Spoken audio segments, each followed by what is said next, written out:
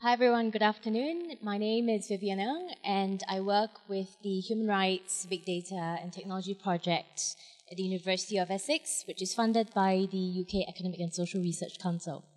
Today I want to talk about AI and human rights. If you bear with me, I'll walk you through it and hopefully not trip over this wire. So privacy is the thing that usually comes to mind when we talk about the impact of big data, machine learning, artificial intelligence, smart technology, etc., or in general technology. And I think privacy has had a very important place in this conversation because it has triggered discussion in society about the impact of technology on different areas of our life. And at the same time, whilst there are specific effects on privacy in and of itself, one thing that is less talked about is how that connects to other issues. And today I want to talk about this example in relation to privacy. Continuous positive airway pressure. I'm not sure how many of you have seen this in the news in the last week or so, but CPAP machines, as they're known, are meant to help patients with sleep apnea to maintain their airways open in the night when they're sleeping. And what it has been reported last week was that these machines are meant to help patients and doctors monitor the condition. But the very data that these machines record is actually also being sent to the medical supply providers that have made these machines, and furthermore, onward to insurance companies, which then in turn affects the insurance premiums that these individuals have. And this effect isn't necessarily disconnected from privacy, because if you think about it, this personal data, this health data is very personal. And so what I want to demonstrate through this example is the fact that privacy can have a gatekeeping function to other areas of our life. And the second thing that often comes up in this area about the impact of AI on us is about discrimination and equality. And the example that has come up a lot in this week as well is the investigation done by ProPublica on machine bias. And I'm not going to talk about that because others have talked about it. What I want to focus on in illustrating this is this example on universal credit. The UK has recently initiated this to unify the payment system for Social Security. And what it does is that it is digital by default, so all the claims will be processed online. And what it has been criticized on is that it creates a digital barrier to the provision of public welfare because it assumes that there is universal access to the devices, platforms, and applications required to even access these systems. And it also conducts risk-based assessment to automate the distribution of the benefits. And its approach in doing this is a test and learn, quote unquote, by the UK Department of Work and Pensions. It's a test and learn approach. And if we stop and think about it for a second, the people who apply for child, housing, job, and other benefits are those people in our society who are experiencing positions of vulnerability. And what this means is that whilst they're in those positions of vulnerability, they also experience the greatest harm, the greatest risk to harm to them as a result of this digital social experiment.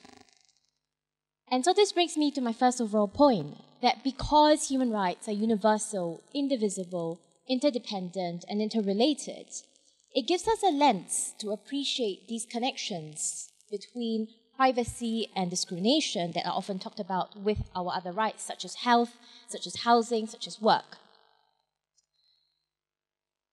But that's not the only areas that are affected in our lives. So, for example, in education, we have now, thanks to AI and other technology, the development of adaptive learning tools that can help to give more specific ways of delivering education. But if we reflect on that for a second, do we want that to displace established pedagogical practices? If we look at work, the fact that we have the automation of hiring practices, or the use of some automation in hiring practices, in filtering candidates, in the delivery of job advertisements, means that some of us are filtered and excluded or ranked, lower ranked on the basis of categories such as gender, race, age, etc. And while certain tasks and jobs have been automated increasingly, the full extent of how it affects the labor economy is still very unknown. And AI has also been used to assist older persons with personal assistance. And this can be useful if we think about the contribution that it has for independence and autonomy and dignity. But at the same time, if we reflect on that as well for a second, then it actually could result in greater exclusion from society and greater isolation. And also, furthermore, create a system for total surveillance by virtue of the fact that there's a constant monitoring system. And on health, AI innovation for various healthcare technology has really grown exponentially. From the detection of malaria to the diagnosis of certain skin conditions, etc. It's used increasingly. But that technology also requires sophisticated architecture, which not necessarily every economy has existing at the minute. And if we think about that, that means that it creates even more disparities between and within societies that have access to be able to leverage on such technology. And the increasing privatization of that also means that the affordability of healthcare is a big question, which threatens the equal access to healthcare. And in law enforcement, very recently, we see the use of live and automated facial recognition to identify certain individuals at large events. For example, in the UK, this has been happening. And what this does is it has not created something new, but made what is existing even more concerning, because what it does is matches with existing databases. And it makes us question, well, how far do we want to use such a system? How far do we want to bring them, really? And the last example on this slide is about opinion and expression. Cambridge Analytica and Facebook is another example that has come up several times in this conference. And the point I want to make here that links to that and other examples like it is the fact that these platforms that we use today, these private companies, the internet intermediaries that control and host such content, are increasingly becoming the arbiters of free speech, because these platforms are becoming the modern public square by which we communicate, organize, mobilize even.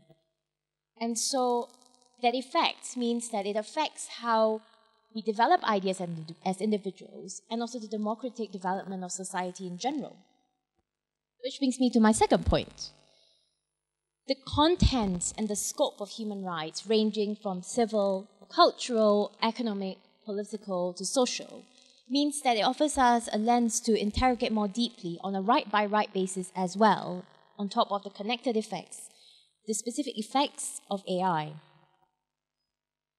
And in the global landscape that we have today, we are connected not just by the international, regional, and other institutional architectures that we have.